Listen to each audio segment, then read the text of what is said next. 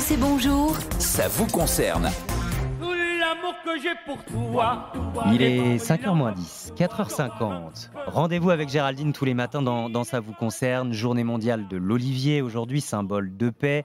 Mais surtout l'olivier, ça nous donne la bonne huile d'olive. Bonne nouvelle Géraldine, cette année la récolte est particulièrement bonne. Eh bien oui, parce que c'est en ce moment qu'on récolte l'olive et pour une fois, oui, j'ai de bonnes nouvelles, il n'y a pas de pénurie en vue parce que contrairement aux autres arbres fruitiers, l'olivier garde ses feuilles, ce qui a permis de protéger la fleur pendant le gel tardif qu'on a eu au printemps. Donc pas de souci pour récolter l'olive à l'automne. Un Français consomme à peu près 3,5 litres d'huile d'olive par an.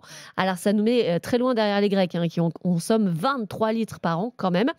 Et puis on achète de plus en plus d'huile d'olive bio, c'est 10% du marché, même si je dois vous dire que l'intérêt n'est pas énorme parce que les huiles conventionnelles ont déjà des taux de pesticides qui sont très bas par rapport à d'autres cultures. Et puis on achète surtout les marques de distributeurs.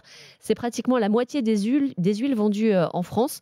Pour les prix, il y a de tout. Ça va de 5 € le litre pour certaines huiles tunisiennes jusqu'à 50 € pour des huiles AOP. Ah oui, de 1 à 10. C'est fou. Ouais. Alors comment on fait pour s'y retrouver, pour choisir ?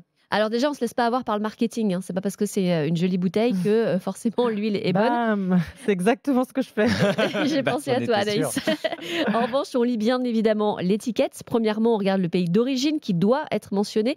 Alors, il faut éviter huile d'olive de l'Union européenne sans plus de précision, parce que là, ça veut dire que c'est un mélange d'huile de plusieurs pays. Et puis, si on veut être sûr d'avoir un très bon produit, on cherche la mention AOC ou AOP. Ça vous assure d'avoir un terroir, un savoir-faire irréprochable. En France, on ne produit pas énormément, c'est 1% seulement de la production mondiale, mais c'est une huile qui est reconnue, qui est plutôt haut de gamme. D'ailleurs, l'huile d'olive vierge extra, c'est la Rolls des huiles. C'est la préférée des Français, c'est la plus vendue. Elle est extraite, mais c'est la meilleure ? Alors oui, c'est la plus pure en fait. Elle est extraite par des procédés mécaniques avec une première pression à froid, sans recours à des produits chimiques. Mais honnêtement, selon votre usage, c'est pas la peine. Par exemple, si c'est juste pour de la cuisson, une huile d'olive vierge toute simple suffit largement. Ah oui. C'est aussi une histoire de goût.